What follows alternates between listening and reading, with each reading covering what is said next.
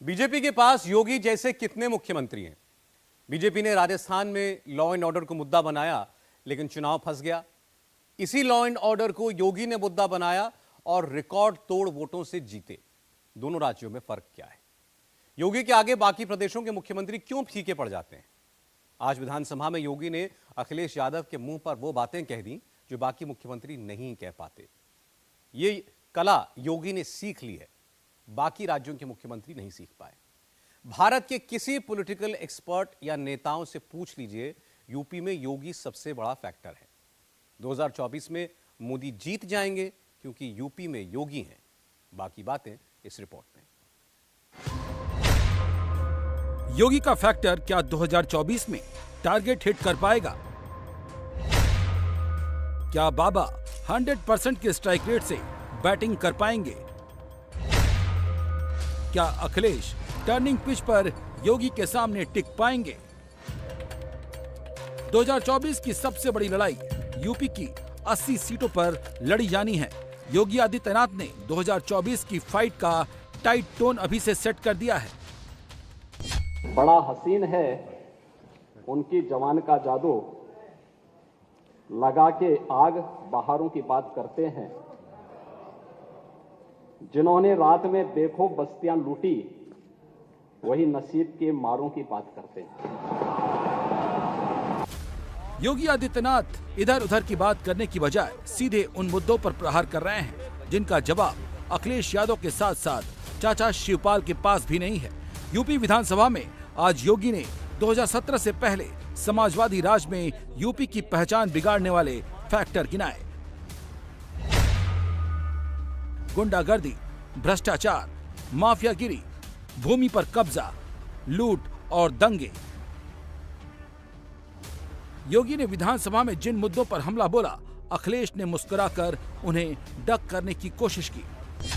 2017 के पहले का उत्तर प्रदेश अपनी अराजकता, गुंडागर्दी, भ्रष्टाचार, अव्यवस्था और यहां के युवाओं के लिए पहचान का संकट वाला उत्तर प्रदेश बन गया था।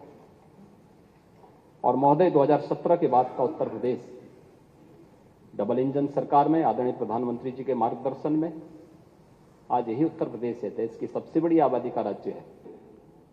आज उत्तर प्रदेश के बारे में लोगों की धारणाएं बदली हैं और उत्तर प्रदेश को आज लोग सम्मान की दृष्टि से देखते हैं। ये बदले हुए प्रदेश का, ये नए उत्तर प्रदेश का, ये नए भारत का वह नया उत्तर प्रदेश है जिसके बारे में आज लोग एक नई धारणा बनाते हैं। उनका दृष्टिकोण बदला है। जैसे दुनिया का दृष्टिकोण भारत के प्रति बदला है, ऐसे ही देश और दुनिया की धारणा उत्तर प्रदेश के बारे में भी बदली है और हर व्यक्ति बहुत सम्मानजनक ढंग से देखता है। ये परसेप्शन ही उत्तर प्रदेश की सबसे बड़ी पहचान है। अखिलेश ने पहले भ्रष्टाचार के मुद्दे पर बाउंसर फेंका था। योगी सरकार पर पीडब्ल्यूडी विभाग में ऐतिहासिक लूट का आरोप लगाया। यूपी में जर्जर स्वास्थ्य व्यवस्थाओं पर योगी सरकार को घेरा था। एक्सप्रेसवे बनाने में योगी सरकार को कोसा था। उन्होंने कहा कि 2017 से पहले यूपी एक्सप्रेस स्पीड से दौड़ रहा था, लेकिन बाबा के राज में विकास के नाम पर सिर्फ खेल हो रहा है।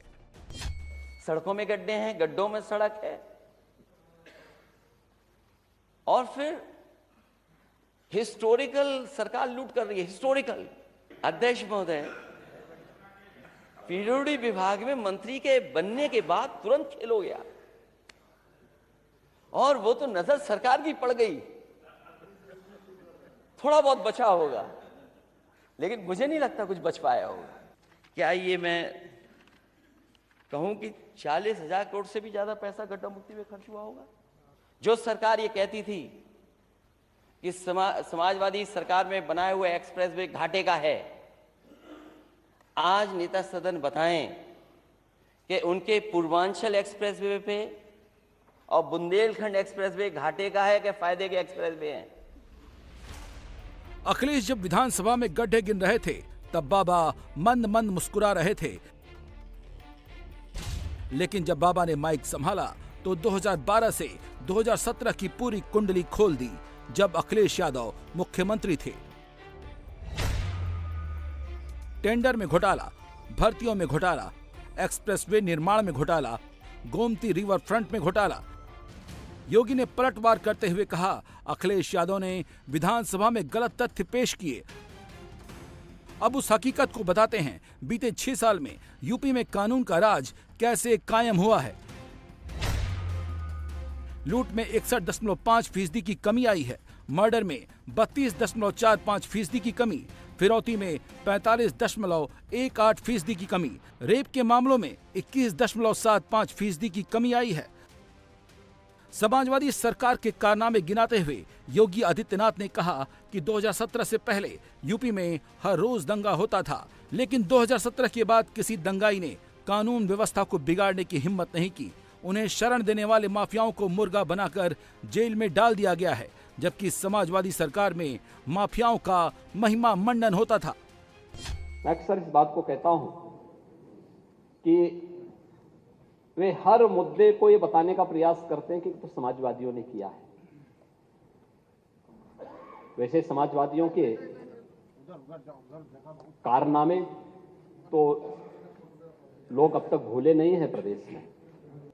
खासतौर पर 2016 के सापेक्ष अगर 2022-23 में अगर हम देखेंगे तो आज के दिन पर महोदय एनसीआरबी के जो डाटा है, मैं उसकी बात कर रहा हूं। मैं ये मेरे स्वयं के नहीं है, उत्तर प्रदेश गृह विभाग के भी नहीं है। ये जो डाटा हैं यह एनसीआरबी के हैं और उसमें खासतौर पर डकैती के मामलों में 80.31% की कमी आई है, लूट में 61.51% की कमी आई है, हत्या में 32.45% की कमी आई है, बलवा में 51.65% की कमी आई है, फिरौती में 43.18% की कमी आई है और दुष्कर्म के मामलों में भी 21.75% की कमी आई है। महोदय 17 के पहले उत्तर प्रदेश के बारे में क्या मंजर था? अपराधियों, माफियाओं, दंगाइयों और भूमि में अवैध कब्जों को शासन का प्रश्रय प्राप्त था। हर दूसरे तीसरे दिन तो दंगे होते थे, अराजकता की स्थिति थी, अव्यवस्था थी। और 2017 के बाद ये जीरो टॉलरेंस की सरकार है जो हर हाल में कानून का राज स्थापित करके हर व्यक्ति को सुरक्षा की गारंटी दे रही है। उसका परिणाम यह हम सबके सामने आए हैं। 2024 में योगी उसी ट्रैक पर खेलेंगे जिसमें उन्होंने 2017, 2018 और 2019 पर खेला था। वो पिच होगी लॉ एंड ऑर्डर की, जिस पर अखिलेश सबसे ज्यादा कमजोर हैं। कानून व्यवस्था को फुल प्रूफ करने के लिए यूपी में योगी के 6 साल में पुलिस विभाग में 1,64,000 भर्तियां हुई हैं। योगी ने आरोप लगाया 2017 में पहले भर्ती घोटाला होता था, 2017 के बाद पारदर्शी तरीके से भर्तियां हुई। पहले चाचा भतीजा मिलकर नौकरी खेलते थे, कोर्ट बार बार स्टे लगा देता था। 2017 से पहले साइबर थाने नहीं थे, अब यूपी के 75 जिलों में साइबर थाने हैं। महिला अपराध रोकने के लिए हर जिले में महिला थाना है। तो 2024 में अखिलेश कौन सा कार्ड खेलेंगे? फिलहाल सबसे बड़ा कार्ड जाति जनगणना का लगता है। इस मुद्दे पर अखिलेश को काउंटर करने के लिए बीजेपी ने ओबीसी नेताओं को आगे कर दिया है। इनमें ओपी राजभर सबसे ज्यादा हमलावर हैं, जो पिछले चुनाव में अखिलेश यादव के साथ थे। सत्ता थी तब तो पीडीए नहीं याद आया, तब जातिवार जनगणना याद नहीं आई। अब आज याद आ रहा है सब कुछ। हमारे भाई आशीष पटेल जी ने कहा, मंत्री जी ने बहुत सही बात कहा है दोनों, कि 4 बार की सरकार में एक बार भी सदन में, सपा की सरकार में एक बार भी जातिवार जनगणना की चर्चा नहीं हुई है। उठा के रिकॉर्ड निकाल के देख लीजिएगा, जो मुझे जानकारी है। ओम प्रकाश राजभर जब आपकी गोल में गया, जब बोलने लगा, तब समझ में आपको भी आया। तब समझ में आया, नहीं तो नहीं समझ में आ रहा था। और आप हमारी बात को नहीं समझ पाए, माननीय नेता पद पर बैठे हैं। मैं वैसे नहीं भागने वाला हूं। तलाक भिजवा दिया था, इस नाते मैंने कबूल कर लिया था। सामने अखिलेश के ओबीसी वोट बैंक पर बीजेपी की तगड़ी सेंधमारी है। बाबा की बुलडोजर वाली इमेज जनता के मन में बैठ चुकी है। 2017 से 2022 तक कोई बाबा को यूपी में चुनौती नहीं दे पाया।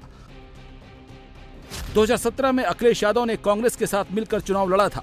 समाजवादी पार्टी 54 सीट पर सिमट गई थी, कांग्रेस 7 सीट पर अटक गई थी, बीएसपी को सिर्फ 19 सीटें मिली थी, रालोद को 1 सीट मिली थी, जबकि बीजेपी ने 312 सीटें जीती थी।